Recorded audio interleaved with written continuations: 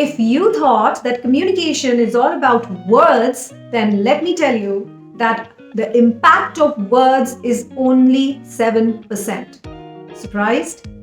Well, keep watching to know what is that major chunk that has the maximum impact in any kind of communication. And if you've not subscribed to my channel yet, please go ahead and do that in the meantime. So if words have only 7% impact, then what about the rest? And here comes the next element in communication, and that is non-verbal communication. If 7% is words, the maximum comes from non-verbal communication. And before we move forward to understand what is non-verbal communication and exactly what comes under non-verbal communication, let's understand the importance of non-verbal communication.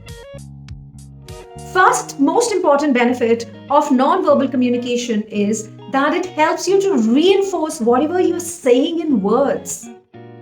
Second, during any kind of conversation, it helps you to convey the emotional state of anybody who's involved in that communication. The third thing, it helps you to identify, define, and reinforce the relationship between the parties who are involved in communication. Fourth one, it helps you to give feedback. How? I'm nodding. Superb. So all of this is non-verbal communication. The fifth one, it helps you to regulate the flow of the conversation, the communication that is happening. It keeps it going. Do you see how important non-verbal communication is? Let me share with you the important aspects that contribute towards non-verbal communication. Your gestures, hand gestures, body gestures, your facial expressions, your posture, the way you stand, the way you sit, having your arms crossed or legs crossed, everything. Whenever you're speaking, the way your body is moving, your eye contact, very important.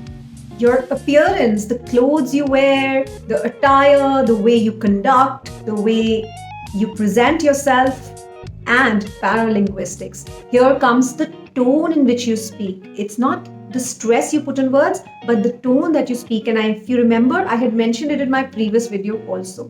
The way your pitch goes up and it goes down. All of this is a part of non-verbal communication. And I'm going to split this video into two parts now, because in my next video, I'm going to cover each of these attributes of non-verbal communication, and I will help you understand what is it that you need to take care of and how is it that you can improve non-verbal communication.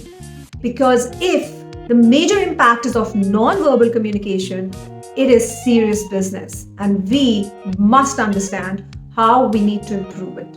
So keep watching to know about the second part of non-verbal communication, and do share which part actually troubles you the most. And if you have not subscribed to my channel, go ahead and do that right away. Subscribe and hit the bell icon if you're watching this on YouTube so that you know when I'm uploading my next video. Until then, take good care of yourself.